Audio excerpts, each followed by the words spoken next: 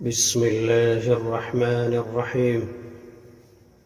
تبارك الذي بيده الملك وهو على كل شيء قدير، الذي خلق الموت والحياة ليبلوكم أيكم أحسن عملا، وهو العزيز الغفور، الذي خلق 7 سماوات طباقا، ما ترى في خلق الرحمن من تفاوت، فارجع البصر هل ترى من فطور، ثم ارجع البصر كرتين ينقلب إليك البصر خاسئا وهو حسير. ولقد زينا السماء الدنيا بمصابيح وجعلناها رجوما للشياطين وأعتدنا لهم عذاب السعير. وللذين كفروا بربهم عذاب جهنم وبئس المصير.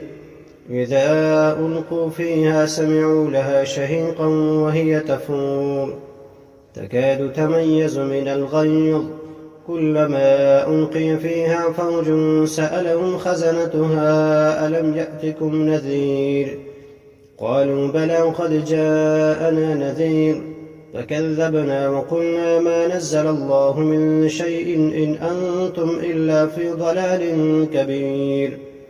وقالوا لو كنا نسمع أو نعقل ما كنا في أصحاب السعير، فاعترفوا بذنبهم فسحقا لأصحاب السعير. إن الذين يخشون ربهم بالغيب لهم مغفرة وأجر كبير. وأسروا قولكم أو اجهروا به إنه عليم بذات الصدور. ألا يعلم من خلق وهو اللطيف الخبير. والذي جعل لكم الأرض ذلولا فامشوا في مناكبها وكلوا من رزقه وإليه النشور. أأمنتم من في السماء أن يخسف بكم الأرض فإذا هي تمور، أم أمنتم من في السماء أن يرسل عليكم حاصبا، فستعلمون كيف نذير. ولقد كذب الذين من قبلهم فكيف كان نكير. أولم يروا إلى الطير فوقهم صافات ويقبضن ما يمسكهن إلا الرحمن إنه بكل شيء بصير. أمن هذا الذي هو جند لكم ينصركم من دون الرحمن إن الكافرون إلا في غرور.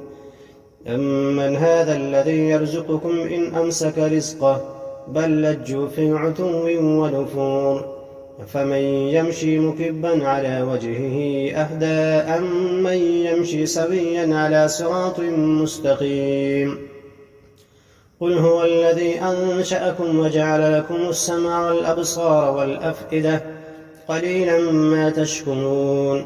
قل هو الذي ذرأكم في الأرض وإليه تحشرون. ويقولون متى هذا الوعد إن كنتم صادقين.